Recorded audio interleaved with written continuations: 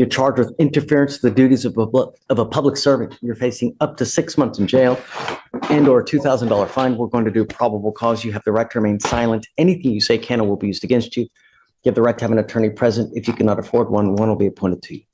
Yes, sir. An officer initiated a traffic stop in Harris County, Texas, after observing the defendant exceed a speed limit of 45 miles per hour and make unsafe lane changes. The defendant did not have his driver's license, but told the officer his name and date of birth. While the officer was running the defendant's name, he observed the defendant exit his vehicle, and the officer told the defendant to get back inside the vehicle. And the defendant responded, "Do I have to?"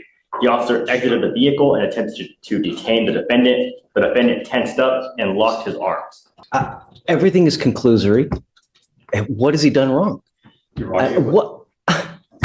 It was the initial lane changes, unsafe lane changes, and the exceeding the speed limit that prompted the stop. And then at that point, he was just attempting to get Stop. How exceeding speed limit? How fast was he going? I mean, I spoke to the officer this morning, who told me that he was pacing the defendant at 54 miles per hour. okay, in a what? I'm sorry? In a what? I mean, if it's on 610, he's fine, right? And then he's interference duties. What is he interfering with? What did he do wrong? I think it was after the stop was initiated, the officer was running the plates. The defendant stepped out of his vehicle. The officer told him to get back in the vehicle. The defendant said, "Do I have to?" The officer told me that. And that's the basis of arrest?